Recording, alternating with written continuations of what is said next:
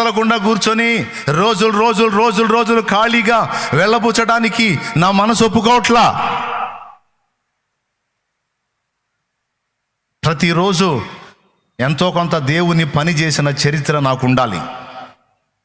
నా డైరీలో ఎవ్రీడే దేవుని కోసం పని చేసిన సాక్ష్యం ఉండాలని నా ఆరాటం. అంటే ఆ సాక్ష్యం పొందుదామని కాదు, ఆత్మల భారం, దేవుని పనిని గూర్చిన భారం నన్ను ఉండనీయదు. దేవునికి స్తోత్రం కలుగును గాక. మీలో ఎంతమంది ఇవ్వగలరు ఈ సాక్ష్యం? నిజంగా నువ్వు చెప్పింది కరెక్టేనన్నా, దేవుని పని చేయకుండా ఉండలేకపోతున్నావు అన్న. పరిచారకులు ఉన్నారు, అందరికంటే ముందు వస్తారు, అందరు పోయినాక పోతారు. అంటే తెల్లవారుజాము 5 బయలుదేరి ఇక్కడికి వచ్చి సాయంత్రం 5 దాటినాక ఇంటికి పోతారు. అరే మీకు 6 రోజులు పని చేసుకొని ఆదివారమే ఖాళీ వచ్చేది. ఈ ఆదివారం కూడా మీరు పొద్దుననంగా వచ్చి సాయంత్రం దాకా ఎక్కడే ఖర్చు పెడితే మీరు ఇక రెస్ట్ తీసుకునేది ఎప్పుడు? ఆ చికెనో ఆ మటనో తెచ్చుకొని తినేది ఎప్పుడు? కాసేపు ఆ నిద్రపోయేది ఎప్పుడు? ఆ రెస్ట్ ఎప్పుడు? అంటే ఉన్న ఖాళీయే ఒక్కరోజు. 6 రోజులు మా కోసం పని చేస్తున్నాం, ఆదివారం ఒక్క పూట దేవుని కోసం చేయకపోతే ఈ బతుకు అర్థమే లేదన్నా.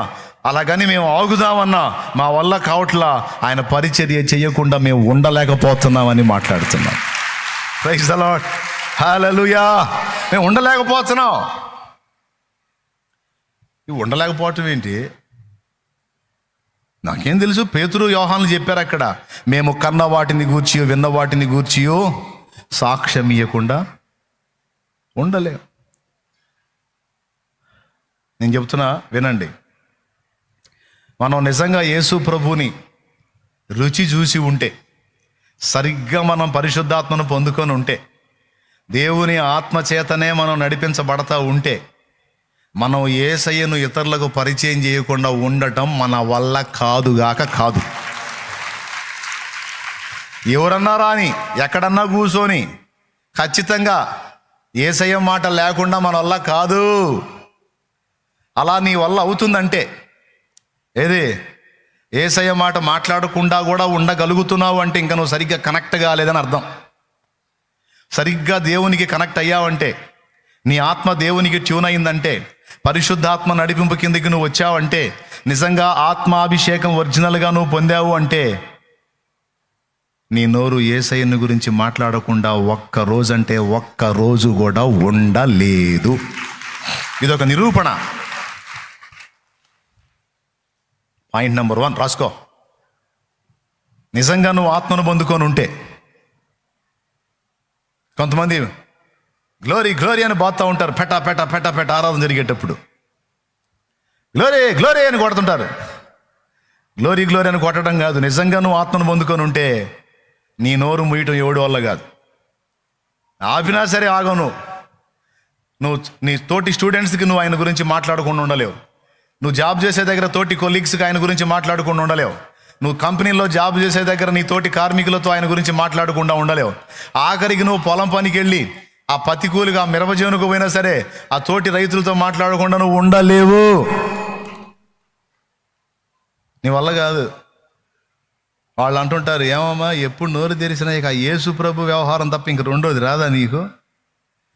పిచ్చోళ్ళని చూసాం కానీ ఎంత పిచ్చోళ్ళని ఏడ చూడలే.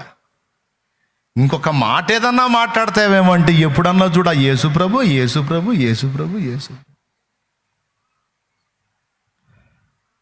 మరి అంతకంటే విలువైన మాటలు ఇంక ప్రపంచంలో ఏమున్నాయి చెప్పు? అంతకంటే శ్రేష్టమైన మాటలు ప్రపంచంలో ఇంకేమున్నాయి చెప్పు? పరిశుద్ధుల లక్షణం ఇది.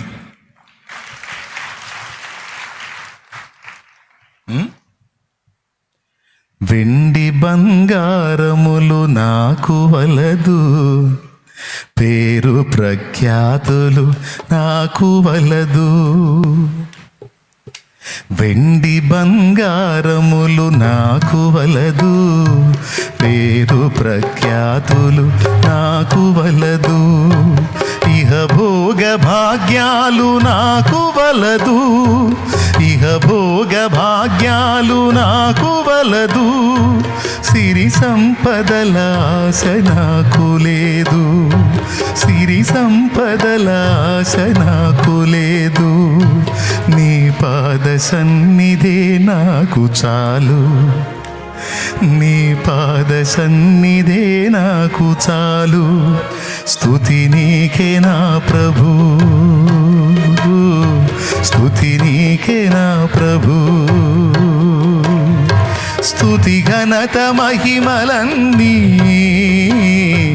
నీకే యేసు ప్రభు, స్తుతి ఘనత మహిమలన్నీ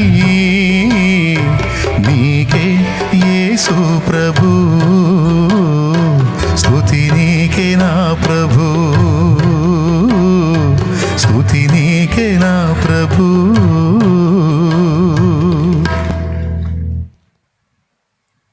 మనం ఉండగలమా? మన వల్ల అయిద్దా?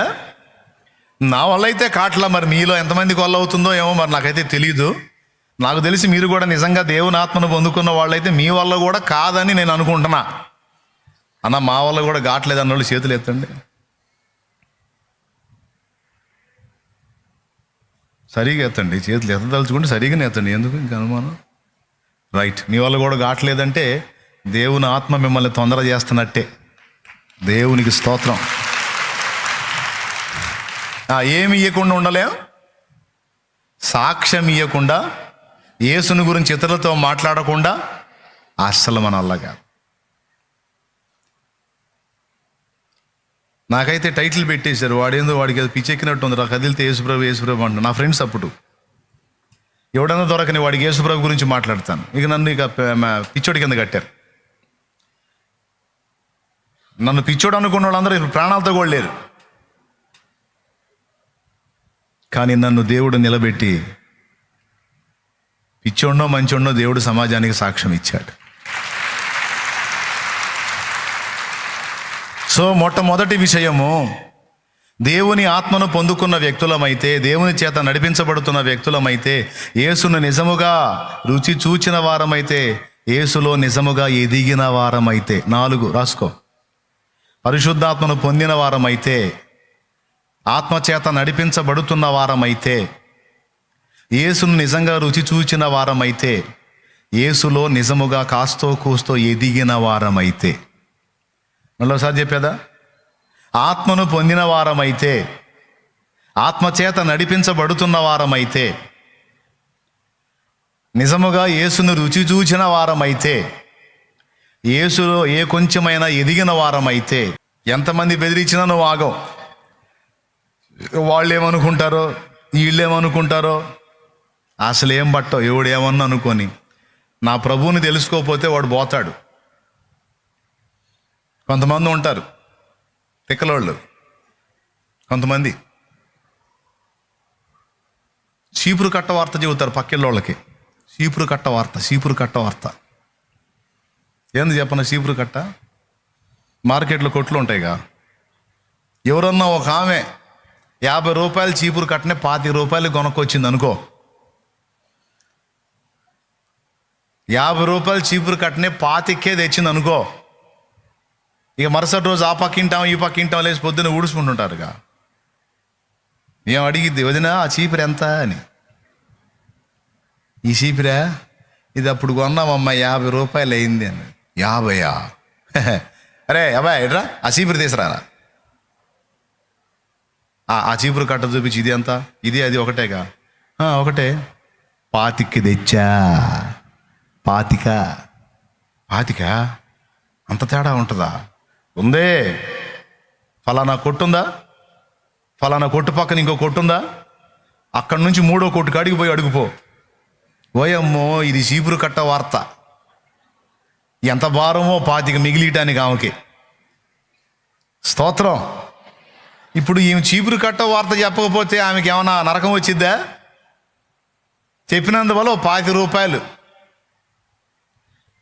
25 రూపాయలు కవర్ అయిపోయేటువంటి చీపురు కట్ట విషయంలోనే అంత భారం బాధ్యత కలిగి చెబుతారా? మరి యేసయ్యని గురించి చెప్పకపోతే వాళ్ళు నశించిపోతారు కదా, ఆత్మ నరకానికి పోయిద్ది కదా. నేను అడుగుతానే, చీపురు కట్ట విలువ చేయడా యేసయ్య అని అడుగుతున్నాను నేను.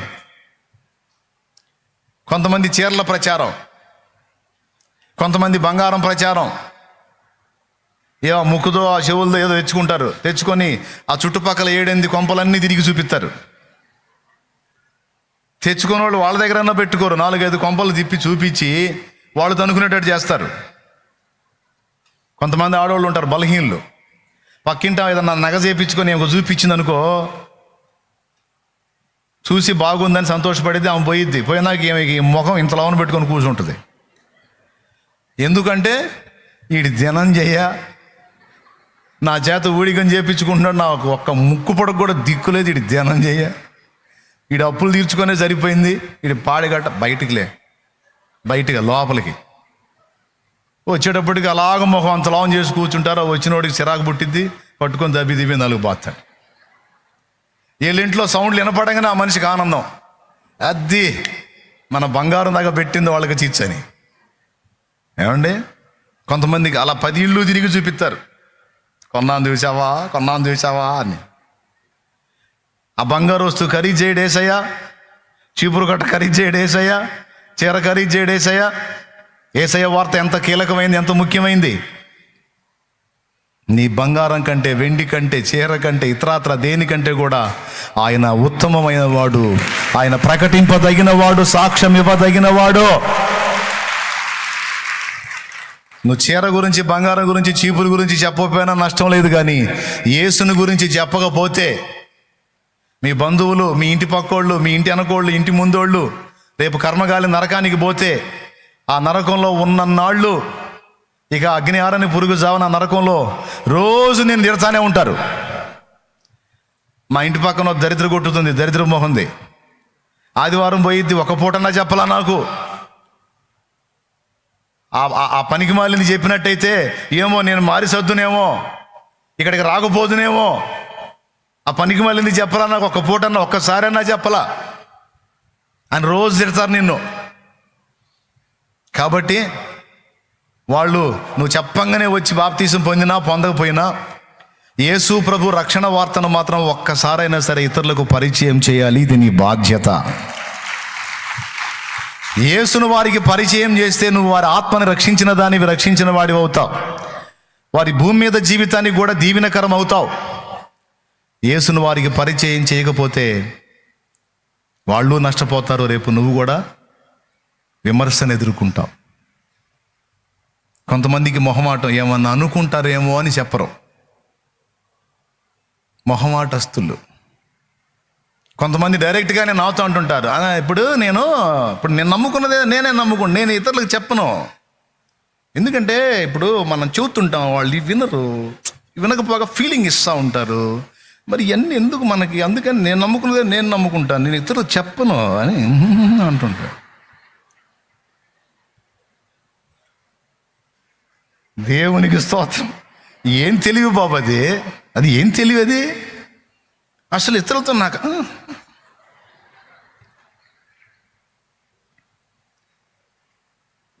కొంతమందికి ఇట్లా మొహమాటం, కొంతమందికి సిగ్గు. చెప్తున్నావా ఎవరికన్నా అంటే, అన్నయ్య చెప్పొచ్చు కానీ అన్నయ్య నాకేందో అన్నయ్య, అసలు ఏందో ఎవరితో మాట్లాడాలంటే సిగ్గు అన్నయ్య. ఒరే వాడు పాతాళానికి పోతాడ్రా, పాతాళానికి పోతే పోయాడులే, కానీ నాకైతే భలే సిగ్గు అన్నయ్య. అది ఏ సేన గురించి చెప్పడానికి సిగ్గు ఏందిరా అంటే, నాకెందుకో సిగ్గు అన్నయ్య. ఓరే నీ సిగ్గు చెమడా. కొంతమంది సిగ్గు. యేసు ప్రభు అంటాడు, మనుషుల ఎదుట నన్ను ఒప్పుకొని వాడెవడో వానినే నేను నా దూతలతో కూడా వచ్చినప్పుడు ఒప్పుకొందును నా తండ్రి ఎదుట. మనుషుల ఎదుట నన్ను గూర్చి సిగ్గుపడు వాడెవడో వానిని గూర్చి నేను నా దూతలతో కూడా వచ్చినప్పుడు నా తండ్రి ఎదుట వాని విషయమై సిగ్గుపడుదును అంటాడు. ఉంది ఆ మాట బైబిల్లో, చూస్తారా? సిగ్గుపడే వాళ్ళందరూ సిగ్గు తెచ్చుకోవాలి ఈరోజు యేసు నామంలో. ఆమెన్. ఎక్కడ ఉంది? సువార్తల్లో ఉంది, మత్తయి సువార్తలో ఉంటుంది, లోకాలో ఉంటుంది.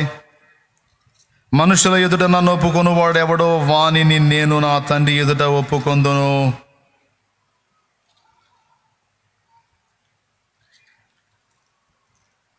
మనుషులు ఎదుట నన్ను గూర్చి సిగ్గుపడు వాడెవడో, వానిని గూర్చి మనుష్య కుమారుడు తన పరిశుద్ధ దూతలతో కూడా వచ్చున్నప్పుడు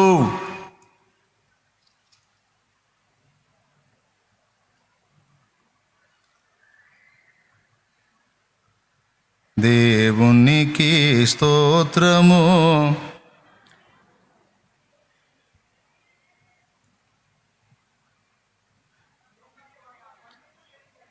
చదువుకో. లూకా సువార్త 9వ అధ్యాయం 26వ వచనం. నన్ను గూర్చి నా మాటలను గూర్చి సిగ్గుపడు వాడెవడో, వాని గూర్చి మనుష్య కుమారుడు తనకును తన తండ్రికిని పరిశుద్ధ దూతలకును కలిగి ఉన్న మహిమతో వచ్చినప్పుడు సిగ్గుపడును. స్పష్టంగా ఉంది.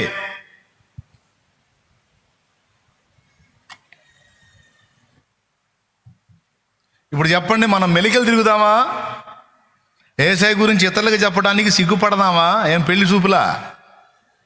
చెప్పకపోతే వాడు పోతాడు పాతాళానికి.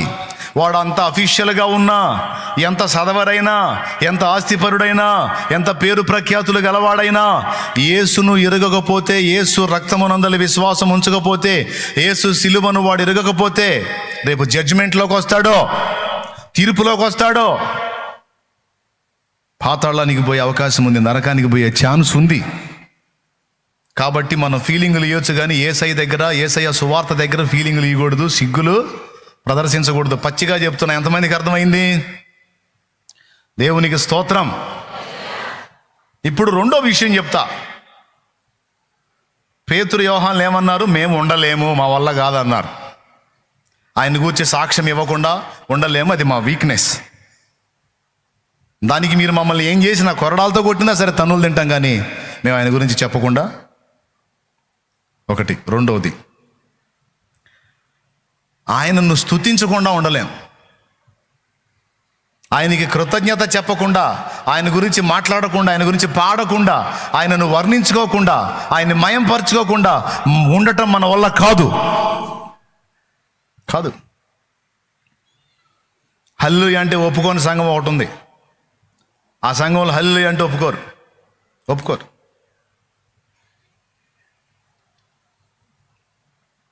ఒక ముసలాం పోయి కూర్చుంది, వాళ్ళు కూటం పెడితే ఆ కూటంలో ఆ దైవజనుడు వాక్యం చెబుతున్నాడు. చెప్పేటప్పుడు దేవుని కార్యం వర్ణించినప్పుడల్లా ఏమో హల్లెలూయా అని పెద్దగా అరుస్తుంది. వాళ్ళ సంఘంలోనే హల్లెలూయా అంటే ఊరుకోరు.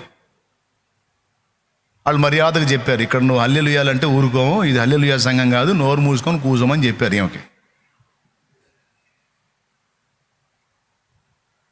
అదేందయ్యా తప్పేముందండి? తప్పే ఇక్కడ అనకూడదు, అంతే. నోరు మూసుకొని కూర్చో. సరే, నాకెందుకు వచ్చింది కూడాను, కూర్చొని కొంచెంసేపాకి మళ్ళీ దేవుడు కార్యం ఏదో చెప్పాడు, ఆయన మళ్ళీ వేసింది స్తుతి, హల్లెలూయా అని. ఈసారి ఇంకొంచెం దగ్గరికి వచ్చి చెప్పారు, ఇంకోసారి అన్నామంటే తీసుకెళ్ళి బయట వేస్తామని. ఎట్లా పెట్టుకొని కూర్చున్నాం. ఎందుకు? ఉండలేకపోతుంది. బలిపీఠం మీద దైవజనుడు చెబుతున్నాడు, ఏదో కార్యం, దేవుడి కార్యం వినబడ్డప్పుడల్లా ఏమో స్తుతించకుండా ఉండలేకపోతుంది. మూడోసారి వేసింది కేక మళ్ళీ. ఇక నాలుగోసారి వేస్తే తీసుకెళ్ళి బయట వేద్దామని రెడీగా ఉన్నారు. వాళ్ళ కర్మగాలి నాలుగోసారి కూడా హల్లెలూయా అంది. ఇక నలుగురు పట్టుకున్నారు. లే బయటికి బా అంటే, ఎందుకు రావాలయ్యా, నేను యేసయ్యను స్తుతిస్తే మీకేమొచ్చిందయ్యా, నేను రానని కూర్చుంది అక్కడే. నలుగురు పట్టుకొని అవంతును మోసుకొని బయటికి పోతున్నారు. అప్పుడు ఆమె కూర్చున్న వాళ్ళతో అంటుంది, అమ్మా, యేసయ్య యెరూషలేము వచ్చినప్పుడు ఆయన్ని ఒగ్గాడిద మోసింది కదా అందంట. ఒగ్గాడిద మోసింది కదా, ఆయన్ని స్తుతించినందుకు నన్ను 4 గాడిదలు మోస్తున్నాయి. నన్ను 4 గాడిదల చేత మోపిస్తున్నాడు నా యేసయ్య. తీసుకెళ్ళి బయటేశారు. ఏమిటి ఆ వీక్నెస్? ఏమిటి ఆమె లోపం? ఏమిటి ఆమె బలహీనత? అంటే ఆయన కార్యములను గూర్చి వినబడినప్పుడు ఆయనను స్తుతించకుండా ఆమె ఉండలేకపోయింది. మమతలూరించే వారెవరు లేరని, నిరాశల చెర నుండి విడిపించినందునా, మమతలూరించే వారెవరు లేరని, ఆశల చెర నుండి విడిపించినందునా నిన్ను స్తుతించకుండా నేనుండలేను, నిన్ను స్తుతించకుండా నేనుండలేను. నా విమోచకుడా యేసయ్యా. దేవునికి మహిమ. క్రీస్తు రక్తంలో కడగబడి, పరిశుద్ధాత్మతో నింపబడి, పరిశుద్ధాత్మతో నడిపించబడి, యేసు క్రీస్తు ప్రభుని రుచి చూచి ఆయనలో ఆత్మీయంగా ఎదిగినటువంటి బిడ్డల యొక్క లక్షణాల్లో రెండవ లక్షణం, ఆయనను తప్ప మరి దేనిని వారు మహిమపరచరు. ఆయన కంటే మరి ఏది కూడా వారికి ఎక్కువ కాదు, ఘనం కాదు, గొప్ప కాదు. వాళ్ళు నోరు తెరిస్తే ఆయనను గురించి మాట్లాడుతూ ఉంటారు, ఆయన గురించి పాడుతూ ఉంటారు, ఆయనకు స్తోత్రాలు చెబుతూ ఉంటారు. ఏ కొంచెము మేలు జరిగినా కృతజ్ఞతలు చెప్పుకొని ఆనందపడుతుంటారు. నా ప్రభువు ఇచ్చాడు, స్తోత్రం, హల్లెలూయా అని. కొంతమందికి ఇది అతిలాగా కనపడవచ్చు, సోదోళ్ళకి. ఎవరికే? కొంతమంది సోదోళ్ళు ఉంటారు, సోదోళ్ళు అతిలాగా కనపడవచ్చు వాళ్ళకి. కానీ ఆత్మ సంబంధులకి అది విధి, అతి కాదు, అది విధి. ఆత్మ సంబంధులు ఆయనను సన్నుతించకుండా ఉండలేరు. ఎప్పుడు వారి స్తుతి ద్వారా ఆయన సన్నిధిని తమతో నిలుపుకుంటారు. నువ్వు లేకుండా నేనుండలేనయ్యా, నీ తోడు లేకుండా జీవించ. అది నోరు తెరిస్తే ఆయన స్తుతి, మాట్లాడితే ఆయన మాట, పాడితే ఆయన పాట. పరిశుద్ధాత్మ సంబంధుల యొక్క లక్షణాల్లో రెండవ లక్షణం ఇది. ఏ కొంచెము మేలు పొందినా సరే, తెల్లవారు నిద్ర లేచారా, స్తుతించకుండా ఊరుకోరు. రాత్రిలోనే చాలామంది పోయారు కాటికి, నాయనా నీ కృపతో నాకు మరో రోజు చూసే అవకాశం ఇచ్చావు, నీకు స్తోత్రం అనుకుంటా లెగుస్తారు, నీకు స్తోత్రం అనుకుంటా లెగుస్తారు. ఆత్మ సంబంధుల లక్షణాలు. అంతేకాదు ఇక ఏదైనా పొందనే. బియ్యం దగ్గరకు పోయి బియ్యం తీసుకునేటప్పుడు స్తోత్రం. చాలామందికి ఇది లేదు, నాకు ఇచ్చావు, నీకు స్తోత్రం. వస్త్రాల దగ్గరకు పోయి స్నానం చేసి బట్టలు కట్టుకునేటప్పుడు స్తోత్రం. చాలామంది దేహాలకు సిగ్గు కప్పుకోవడానికి సరైన వస్త్రాలు లేవు, నాకు మంచి వస్త్రాలు ఇచ్చాడు నా దేవుడు, నా దేవునికి స్తోత్రం. స్తుతించకుండా ఉండలేరు. ఆరోగ్యవంతమైన దేహాన్ని బట్టి స్తోత్రం, రక్షణను బట్టి స్తోత్రం, కుటుంబ క్షేమాన్ని బట్టి స్తోత్రం, పట్టెడు అన్నాన్ని బట్టి స్తోత్రం. ఏదన్నా పొందని కృతజ్ఞత చెప్పకుండా ఉండటం వారి వల్ల కాదు. ఇప్పుడు ఆయన యేసన్న గారి గురించి చెప్పాడు, నా కోసం చాలా చేశాడు, నన్ను ఎట్లా తిప్పాడు అట్లా తిప్పాడని. ఇప్పుడు ఆయన చెప్పకపోతే ఆయన ఏమైనా తగాద వేసుకుంటాడా? పోనీ ఆయన ఏమైనా చూస్తున్నాడా, ఈయన ఈ మాట చెప్తాడా లేదా అని ఆయన ఏమైనా చూస్తున్నాడా? పోనీ తర్వాత అయినా ఈ వీడియో ఆయన చూసే అవకాశం ఉందా? ఎవరు అన్న చూసే ఛాన్స్ ఉందా? లేదుగా. అయినా సరే కృతజ్ఞత, ప్రభు చేసిన మేలుని తలపోసుకుంటారు నీతిమంతులు. అంతేకాదు దేవుని సంబంధులు చేసిన ఉపకారములను కూడా తలపోసుకుంటారు నీతిమంతులు. కృతజ్ఞత, దేవునికి కృతజ్ఞత చెల్లించాలి, మనుషులకు కూడా కృతజ్ఞత కలిగి బ్రతకాలి. ఏరు దాటిన దాకా ఓడమల్లన్నా, ఏరు దాటిన తర్వాత పోరా బోడి మల్లన్నా అన్న బతుకులు బతకూడదు. కృతజ్ఞత కలిగిన బ్రతుకు బ్రతకాలి. దాన్ని దేవుడు ఇష్టపడతాడు. అలాంటి బుద్ధి గల వారిని దేవుడు అంతము వరకు వాడుకుంటాడో ఆశీర్వదిస్తాడు. అలాంటి మనస్సు కలిగిన వారు. దావీదుకుందా మనస్సు, అందుకే దావీదును దేవుడు దీవించున్నాడు. కృతజ్ఞతా బుద్ధి. యోనాతాను నాకు మేలు చేశాడు నా సహోదరుడు, ఇప్పుడు నేను రాజునయ్యాను. యోనాతాను లేడు. యోనాతాను సంబంధులు ఎవరైనా ఉంటే వాళ్ళని తీసుకొని రండి, నేను రాజుని, నా పక్కన వాళ్ళని కూర్చోబెట్టుకొని వాళ్ళను కూడా రాజు తర్వాత అంతటి వాళ్ళని చేస్తాను, తీసుకొని రమ్మని అడిగాడు. మెఫీబోషెత్ అనేవాడిని తీసుకొచ్చి చూపించారు. అవిటివాడైనా సరే తన పక్కన సింహాసనం, తన పక్కన ఆసనం ఇచ్చి దాని మీద కూర్చోబెట్టి రాజుకి ఎంత ఘనత ఉందో అంత ఘనత అతనికి ఇప్పించాడు దావీదు. దేన్ని బట్టి? యోనాతాన్ను బట్టి. కృతజ్ఞత. ఇంత మేలు పొందిన ఆ మేలుకు తగ్గ కృతజ్ఞత మన హృదయంలో ఉంటే దాన్ని చూస్తాడు దేవుడు. దానికి ప్రతిఫలం తప్పకుండా దయచేస్తాడు. ఎప్పటికీ కృతజ్ఞత హీనత అనేది మన దగ్గరకు రాకుండా జాగ్రత్త పడాలి. మేలు పొంది కీడు చేసే తత్వం ఉండకూడదు. పొందిన మేలు మర్చిపోయే తత్వం ఉండకూడదు. దాన్ని దేవుడు అసహించుకుంటాడు. ఏ కొంచెం మేలు మనుషులు చేసినా దేవుడు చేసినా దేవునికైతే స్తుతి చెప్పాలి, మనుషులకైతే కృతజ్ఞత కలిగి బ్రతకాలి, తిరిగి మేలు చేయాలి. 2 ఆత్మ సంబంధులు దీన్ని తప్పకుండా పట్టించుకుంటారు, పాటిస్తారని చెప్తున్నాను నేను. ఇలా దేవుడి మేళ్ళన్నీ తలపోసుకుంటూ ఉంటారు కదా, అందుకని ప్రతి దానిలోనూ దేవుణ్ణి స్తుతించడానికి ఇష్టపడతారు ఆత్మ సంబంధులు. మనందరం ఇలా తయారు కావాలనేది దేవుని కోరికే. నోరు తెరిచి చెత్త మాటలు మాట్లాడటం కాదు, స్తుతి. ఆయన స్తుతి. 2 అయిపోయింది. మొదటిది ఏం చెప్పాను? ఆయనను గూర్చి సాక్ష్యం ఇవ్వకుండా ఉండలేరు. రెండోది ఏం చెప్పాను? ఆయనను స్తుతించకుండా మహిమపరచకుండా ఉండలేరు. అదొక వీక్ పాయింట్ అయిపోయింది. 3వది,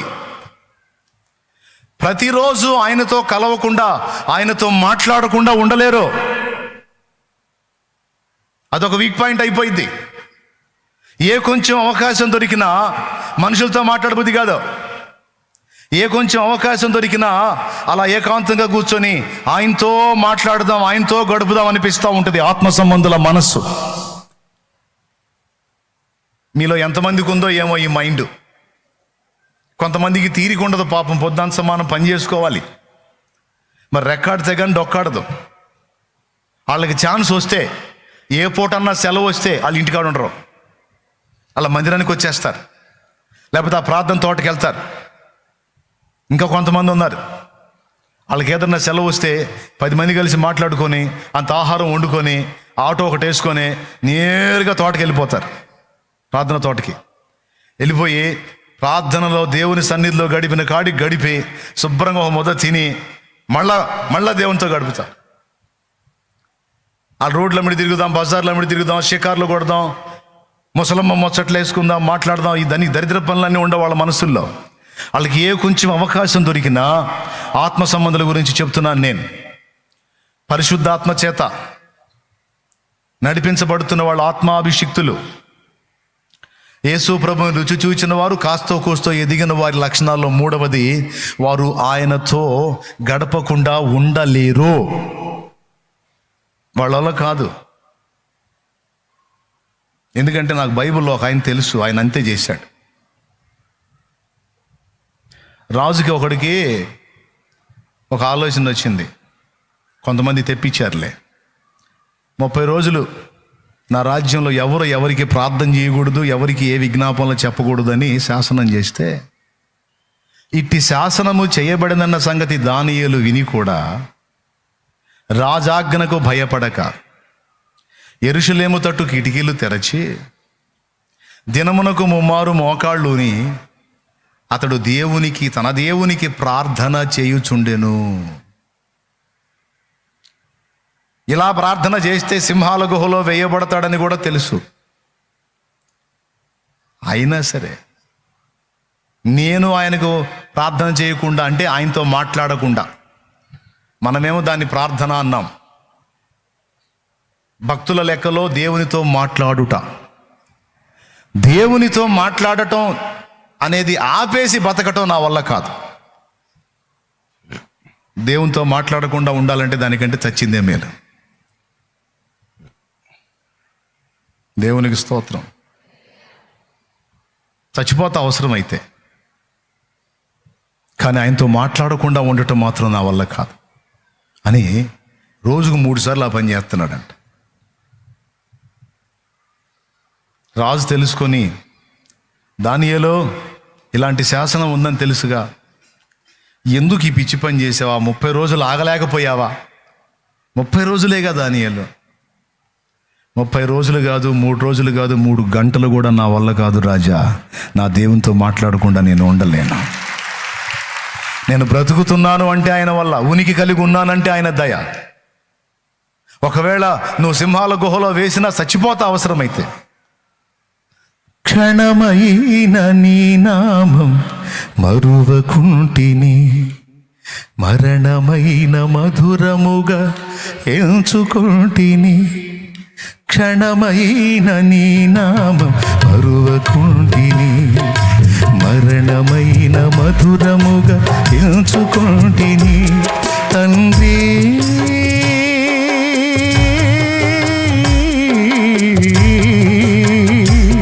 తండ్రి తండ్రి తండ్రి బ్రతుకుచున్నా నా కొరకు నీవు, నీ కొరకు నేను, నా కొరకు నీవు, నీ కొరకు నేను. నీవుగాక ఎవ్వరు నాకు లేరయ్యా, నీవుగాక ఎవ్వరు నాకు లేరయ్యా. నీవే నీవే నా ప్రాణము, నీవే నీవే నా సర్వము.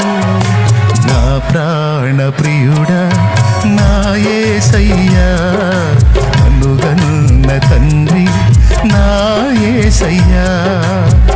ఆమేన్. ఒక క్షణమైనా నీ నామం మరవకుంటేనే, మరణం కూడా నాకు మధురం అని ఎంచుకో. నిజంగా దానియేలు ఇలానే చేశాడు. ఎందుకంటే ఆయన సన్నిధి అంటే ఇష్టం. ఎవరితో మాట్లాడబుద్ధి కాదు. ఎవరితో మాట్లాడితే ఆయన మాటలే. ఏ కొంచెం అవకాశం వచ్చినా వెళ్ళిపోదాం, ఆయన దగ్గర కూర్చుందాం, ఆయనతో మాట్లాడుకుందాం, ఆయనతో గడుపుదాం అనిపిస్తుంటుంది ఆత్మ సంబంధులకి. నీకు అది ఇరిటేట్గా ఉందంటే, నీకు అలా అనిపించట్లేదంటే నువ్వు ఆత్మలో చల్లారిపోయావు, ఆత్మను ఆర్పేసుకున్నావు అని అర్థం. నీకు ఆయనతో గడపటం కంటే లోకంతో గడపటం ఇష్టం అవుతుంది అంటే నువ్వు ఒక మెట్టు దిగిపోయావని అర్థం. నువ్వు చల్లారుతున్నావని అర్థం. నీకు ఏ కొంచెం అవకాశం వచ్చినా నేను ఆయనతో కూర్చోవాలి, ఆయనతో మాట్లాడుకోవాలి. నేను చెబుతున్నా కదా, ఉన్నమాట ఉన్నట్టు చెప్తున్నా. నిజంగా దేవుని సన్నిధిని ప్రేమించే వాళ్ళకి ఎవరన్నా వచ్చి కూర్చొని మీటింగ్ వేసినా సేదర పుట్టిద్ది. అబ్బా వీళ్ళు పోతే బాగుండాయా, కాసేపు నీతో కూర్చుంటా ఏసయ్యా. మనసులో వాళ్ళ ఫీలింగ్ అది. మామూలుగానే నవ్వుతూ మాట్లాడదా, అదే అవును కదా, నిజం. అబ్బో పోయా, ఇంక పోయా, నీకు దండం పెడతాం, పోయా ఓమ్మా నీకు దండం పెడతాం, పోతల్లే, కాసేపు దేవునితో మాట్లాడుకోవాలి. అదే ఇష్టం.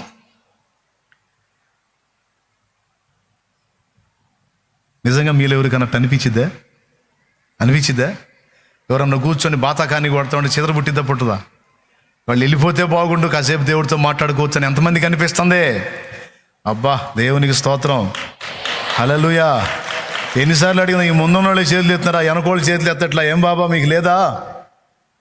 ఎంతమందికి ఉంది అలాంటి మనస్సు? ఏ కొంచెం అవకాశం దొరికినా నేను ఇవన్నీ ఒకదించుకొని నేను వెళ్ళి ఆయనతో కూర్చోవాలని ఎంతమందికి మనసు లాగుతుందో వాళ్ళు లైన్లో ఉన్నారు, బతికున్నారు ఆత్మీయంగా. అంటే ఉండలేం, అదే ఇష్టమైపోయింది.